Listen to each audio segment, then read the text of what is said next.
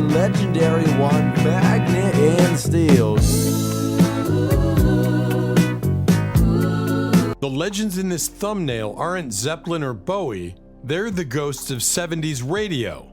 Some sold 10 million copies, some sparked moral panic, and some vanished overnight. Their stories are wild, tragic, unforgettable. Here are 25 forgotten one-hit wonders from the 70s, and the last secret entry will blow your mind. Let's start with number 25, Gallery, Nice to Be With You, 1972. Nice to be with you. I love all the things you say and do. A gentle voice floats from the radio, a song so warm it feels like sunlight in sound.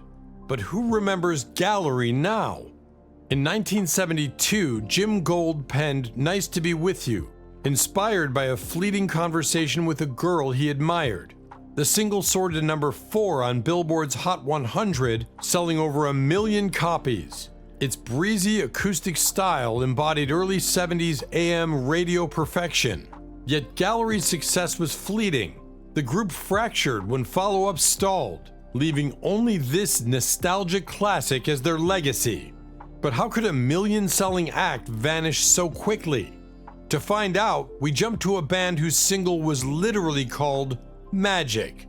Next is number 24, Pilot, Magic, 1974. Ho, ho, ho, it's magic, you know. The year is 1974. A Scottish band no one had heard of suddenly produces a song that sounds like pure enchantment.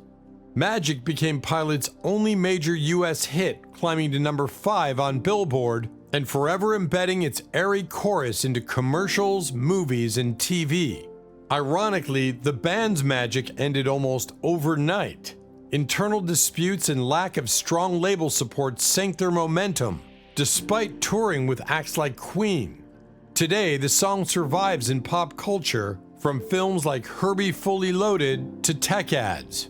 But why does one spell last while its creators fade away? For that answer, we need to peek into a smoke-filled classroom in Michigan.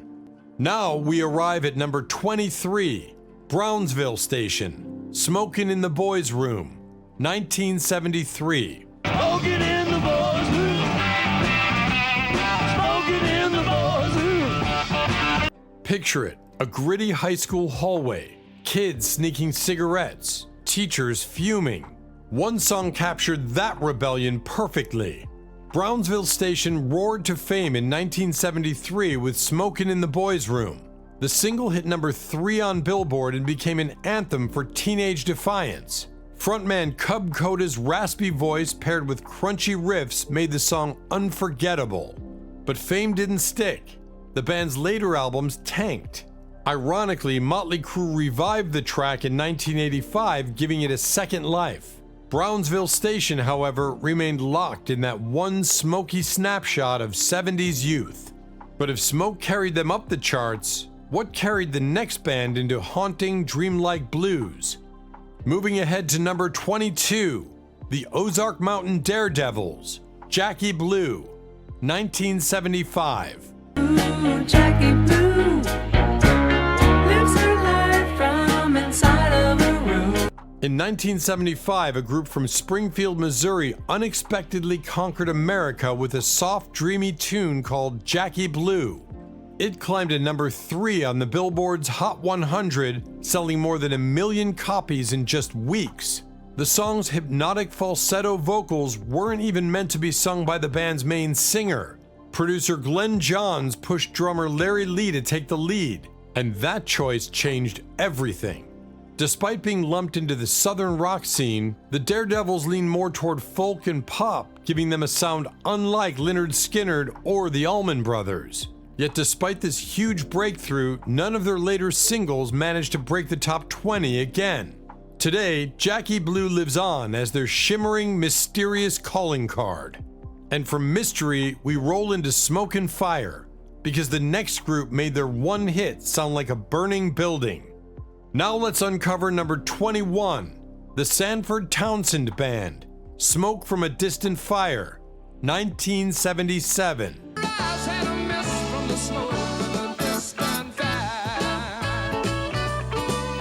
In 1977, a soulful rock duo from Alabama unleashed Smoke from a Distant Fire, a song that blended R&B swagger with slick pop hooks. It shot up to number 9 on Billboard, earning the band a gold record. The song was so catchy that even Rolling Stone compared their harmonies to Hall & Oates. Yet despite touring with Fleetwood Mac and the Marshall Tucker Band, Sanford Townsend never managed another charting single. Listeners loved the groove, but the label dropped them after sales fell sharply on their next record. The band drifted apart quietly, but that one fiery single continues to burn on classic rock radio. From Smoke and Embers, we move to a darker kind of flame, one lit by protest, controversy, and a haunting soldier's tale. Stepping into number 20, Coven, One Tin Soldier, 1971. The kingdom or the mountain and the valley for below on the mountain. Coven, a Chicago-based band, is often remembered as pioneers of occult rock. But in 1971, they stunned America with a gentle anti-war anthem called One Tin Soldier. Used as the theme for the movie Billy Jack, the single reached number 26 on Billboard and became a cultural touchstone during the Vietnam War era. Its lyrics told a parable of greed, violence, and betrayal, resonating with millions of disillusioned young Americans. The band's image, however, was too controversial. Album art filled with satanic imagery scared off radio programmers and parents alike. As the moral panic spread, Coven's career crumbled. Yet One Tin Soldier endured, covered by countless artists and even voted one of the greatest protest songs of its time. From battlefields and betrayal, the story shifts to romance and desire, because the next hit was written in the stars, literally.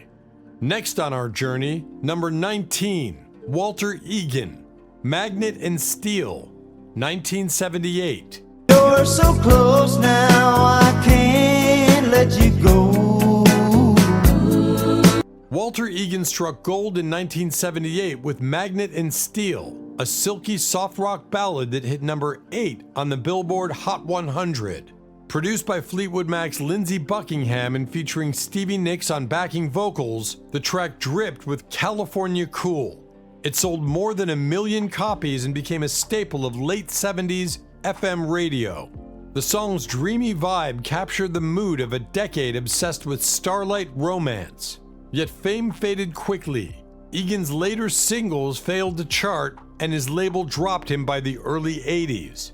Still, Magnet and Steel has lived on in pop culture, appearing in movies like Boogie Nights and Deuce Bigalow. It's proof that sometimes one perfect recording is enough to keep a name alive. And from Magnetic Pole, we swing to Nautical Heartbreak, because our next band left behind one of the most enduring barroom ballads ever recorded. Sliding into number 18, Looking Glass, Brandy, You're a Fine Girl, 1972. I'll say, Brandon, you're a fine girl.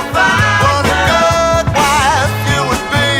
In 1972, New Jersey's Looking Glass released Brandy, You're a Fine Girl, a bittersweet tale about a barmaid in love with a sailor. The song soared to number 1 on Billboard, selling over 1.5 million copies and earning instant classic status. Singer Elliot Lurie later revealed Brandy was fictional, though fans swore she was real. With its seafaring theme and sing-along chorus, the song became a karaoke favorite for decades. After their big hit, the band's follow-up singles flopped, and by 1974, Looking Glass was finished. Yet, Brandy refused to die.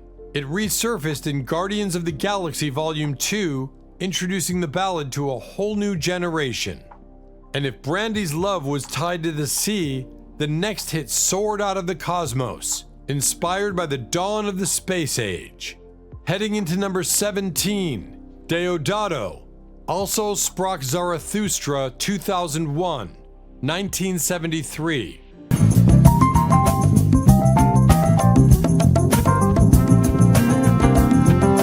In 1973, Brazilian jazz pianist Ayumer Deodato shocked the world by turning Richard Strauss's 1896 classical piece into a funky jazz rock anthem. His version of Also Sprach Zarathustra 2001 soared to number 2 on Billboard Hot 100 and won a Grammy for Best Pop Instrumental. It sold over 5 million copies worldwide, a staggering feat for an instrumental track. Deodato's lush Fender Rhodes and wah-wah guitars caught the ears of both jazz lovers and rock fans, proving classical music could groove. Yet follow-ups never reached the same height, leaving this cosmic reimagining as his defining legacy. From the cosmos, we drift back to the tavern, where a sailor's song carried one band briefly to stardom. Arriving at number 16, Andy Kim, Rock Me Gently, 1974. Rock me gently, rock me slowly, take it easy, don't you? Andy Kim, a Canadian-Lebanese singer who co-wrote Sugar Sugar for the Archies, struck solo gold in 1974 with Rock Me Gently. Against all odds, after years without a hit, he self-financed the recording. The gamble worked. The single climbed to number 1 on Billboard, selling more than 3 million copies worldwide. Kim's smooth delivery and lush production made it one of the decade's sweetest ballads. But lightning never struck twice. His later singles failed to chart, and by the late 70s, he faded into obscurity. Decades later, Kim resurfaced under the name Baron Longfellow, but his crown jewel remains this chart topper. And from sweetness, we move into fragility, where another band's delicate ballad defined love for millions. Onward to number 15, Climax, Precious and Few, 1972. Like the sky, I'm all over you. Precious and Few by Climax became one of the tenderest ballads of 1972. Written by Walter D. Nims and sung by Sonny Girassi, it climbed to number 3 on Billboard Hot 100, staying on the charts for 17 weeks. The single sold over 1 million copies, resonating with listeners craving sincerity in the post-60s era. The band's follow-up releases stumbled, and Climax soon dissolved. Girassi later tried to revive his career with other groups, but could never recapture the intimacy of this one gem. Even now, the song often plays at weddings and reunions, keeping its emotional glow alive. From fragile romance, we turn to a streetwise tale of interracial love that shook radio stations across America. Moving forward to number 14, Stories, Brother Louie, 1973. I knew just where it stood. In 1973, Stories topped the charts with Brother Louie, a powerful song about interracial romance. The track hit number 1 on Billboard Hot 100, staying there for 2 weeks and selling over 1 million copies. Sung by Ian Lloyd, it was actually a cover of a Hot Chocolate song, but Stories gave it a rock-soul punch that US radio embraced. Its controversial lyrics about a white man and black woman in love sparked conversations at a time when such topics were taboo. Despite this breakthrough, the band never matched its success and broke up shortly after. Decades later, the track gained new life as the theme for Louis C.K.'s show, Louie. From New York's gritty streets, we move into England's soulful pop scene. Now at number 13, Ace, How Long, 1975. How long has this been going on? Ace, a British band led by Paul Carrack, found worldwide success in 1975 with How Long. Many assumed it was a breakup ballad, but Carrack later revealed it was about bandmate Terry Comer secretly playing for another group. The single reached number 3 on Billboard Hot 100 in America and number 20 in the UK, turning Carrack into a sought-after voice. Despite its popularity, Ace couldn't repeat the magic. Carrack eventually went on to sing with Mike and the Mechanics, lending his voice to The Living Years. But for Ace, This one soulful groove is all that remains. From Betrayal in England, we fly to California, where a bluesman created one of the most romantic guitar ballads ever recorded. Heading into number 12, Elvin Bishop, Fooled Around and Fell in Love, 1976.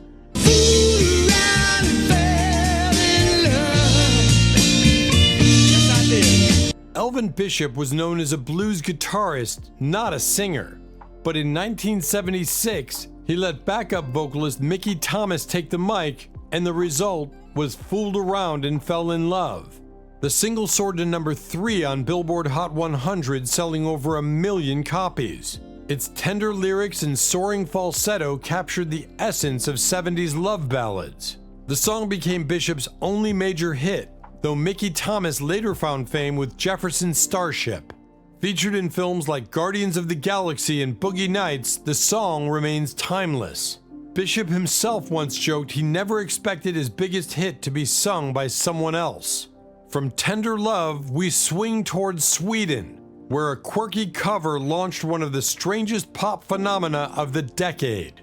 Next is number 11, Blue Swede, Hooked on a Feeling, 1974.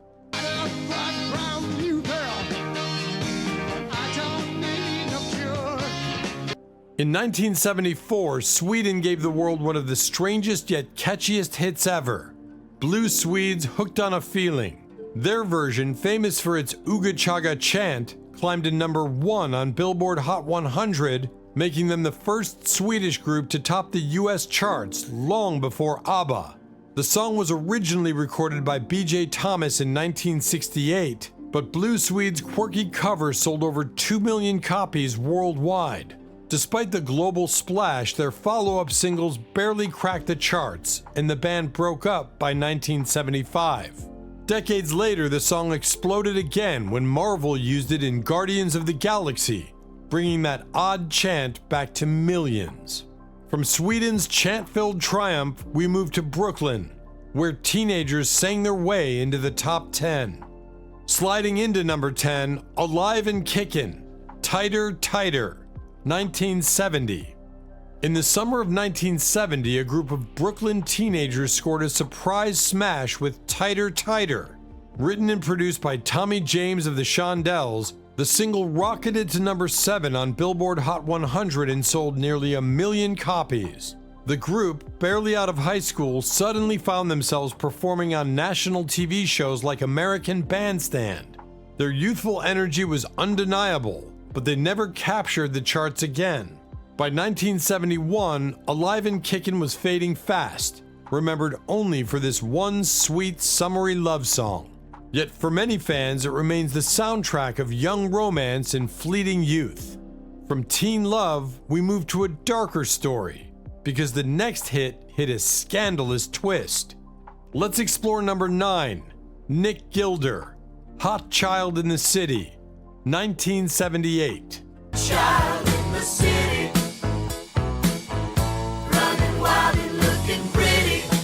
In 1978, Canadian rocker Nick Gilder shocked audiences with Hot Child in the City, a glam rock anthem with a hidden subject. The single soared to number 1 on Billboard Hot 100 and won him a Juno Award. But beneath its glossy sound, the song was actually about runaway girls and exploitation on Hollywood Boulevard, a daring topic wrapped in pop sheen. It sold over 1 million copies but became his only major US hit. Gilder continued writing for others, penning songs for Pat Benatar and Joe Cocker, yet he never repeated his own chart-topping success. Even now, many fans don't realize the dark inspiration behind this shiny glam hit. And from Hollywood shadows, we descend even deeper to a hit song literally about cannibalism. Now to number 8, Silver, Wham Bam Shangalang, 1976. In 1976, a short-lived California band called Silver struck gold with Wham Bam Shangalang. The song, a bright slice of bubblegum pop, reached number 16 on Billboard Hot 100 and became a radio favorite that summer. Featuring future Grateful Dead keyboardist Brent Midland, Silver seemed poised for bigger things. But internal tensions and label problems killed momentum, and their only album failed to chart. Despite its brief run, the song lived on in soundtracks, most recently Guardians of the Galaxy Volume 2. One glittery single was all it took for Silver to leave a permanent echo of the 70s. From sugary pop, the story twists to something darker. The next band released a hit that horrified listeners everywhere. Onward with number 7, The Buoys, Timothy, 1971. The Buoys, a Pennsylvania band managed by Rupert Holmes, stunned the world in 1971 with Timothy. The upbeat melody masked a shocking theme: cannibalism among trapped miners. Despite controversy, the single climbed to number 17 on Billboard Hot 100, selling hundreds of thousands of copies. Some radio stations banned it, but the scandal only fueled sales. Holmes admitted he wrote it to guarantee airplay through outrage, and he was right. Though the band never charted again, the song remains infamous as one of rock's most bizarre hits. Holmes later found fame with Escape, the Pina Colada song. From cannibalism in the mines, we leap to Moonlight Joy, where expats in Paris created a timeless feel-good anthem. Next comes number 6, King Harvest, Dancing in the Moonlight, 1972. Few songs capture happiness like Dancing in the Moonlight. Written by Sherman Kelly and recorded by King Harvest in Paris, it became a transatlantic hit in 1972, peaking at number 13 on Billboard Hot 100. The group was formed by American musicians living in France, and their sunny groove embodied carefree optimism. Ironically, Kelly wrote it after surviving a brutal mugging that left him near death. The song was his dream of a peaceful world. Though King Harvest never repeated their success, Dancing in the Moonlight sold millions and remains a staple in movies, commercials, and playlists. And from the joy of moonlight, we turn to the sorrow of loss with a ballad that made millions cry. Moving into number 5, Henry Gross, Shannon, 1976. Henry Gross, once a founding member of Sha Na Na, delivered a heartbreaking ballad in 1976 called Shannon. Written after the death of Carl Wilson of the Beach Boys' beloved Irish setter, the song became a surprise hit. It reached number 6 on Billboard Hot 100 and went gold, selling over 1 million copies. Gross's falsetto, echoing the Beach Boys' sound, tugged at listeners' emotions worldwide. In Australia and Canada, the single topped charts, proving how far one personal loss could travel. Despite touring relentlessly, Gross never scored another major hit, making Shannon both his career's peak and its eternal memorial. From A Dog's Lament, the story flows into Chicago, where a British band told America about a deadly night in history. Now at number 4, Paper Lace, The Night Chicago Died, 1974. Paper Lace, a Nottingham pop group, struck big in 1974 with The Night Chicago Died. Though they had earlier won the UK talent show Opportunity Knocks, this US-focused single catapulted them to number 1 on Billboard Hot 100. The song, dramatizing a fictional Al Capone shootout, sold more than 2 million copies in America alone. Ironically, Chicago newspapers mocked the lyrics for historical inaccuracy, but the public didn't care. The melody and drama were irresistible. Paper Lace never repeated this success in the States, though they charted modestly in Britain. Today, the song is a kitschy yet unforgettable artifact of 70s storytelling pop. From gangster fantasies, we roll to a moody anthem of highways and headlights that became a cult favorite in Europe and America. Heading on to number 3, Sniff in the Tears, Driver's Seat, 1978. Sniff in the Tears emerged from London's pub rock scene with Driver's Seat in 1978.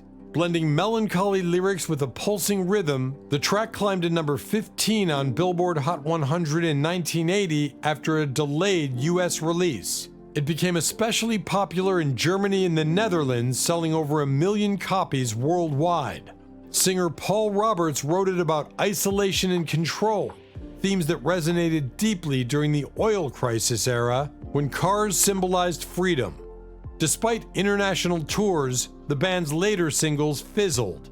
Yet Driver's Seat lived on in commercials, video games, and films, turning one obscure British group into eternal road companions for generations of listeners. And from Lonely Highways, we shift to disco lights and martial arts moves that once swept across the entire planet. Now stepping into number 2, Carl Douglas, Kung Fu Fighting, 1974. In 1974, Jamaican-born singer Carl Douglas recorded Kung Fu Fighting in just 10 minutes as a filler track. No one expected it to explode, but the disco meets martial arts anthem became a global craze. It sold over 11 million copies worldwide, topping the charts in the US, UK, Canada, and Australia. Released at the height of Bruce Lee's film boom, its timing was perfect. Clubs from London to New York played it non-stop. Despite winning Douglas instant stardom, his follow-ups barely charted. Today it remains one of the best-selling singles in history and a symbol of 70s novelty culture. From karate kicks and disco beats, we arrive at the final stop, a sunlit groove that still feels like pure magic. Finally, number 1, Starbuck, Moonlight Feels Right, 1976. Starbuck, a band from Atlanta, created one of the smoothest 70s gems with Moonlight Feels Right. Released in 1976, the song's blend of soft rock and marimba gave it a unique, breezy texture. It reached number 3 on Billboard Hot 100, selling over 1 million copies. Bruce Blackman, the band's frontman, later revealed radio stations ignored the single for months until one DJ in Mississippi gave it airplay, sparking a nationwide breakout. The marimba solo by Bo Wagner became legendary, one of the only times the instrument defined a pop hit. Starbuck never replicated the success, but this dreamy single remains a yacht rock essential. And just like that, 25 forgotten one-hit wonders from the 70s resurface, each one a story, a scandal, a spark of history still glowing. Thanks for reliving these hidden gems of the 70s with me. If you loved uncovering these forgotten stories, there's even more waiting. Watch our other videos, subscribe for daily deep dives, and don't miss the next shocking music history reveal.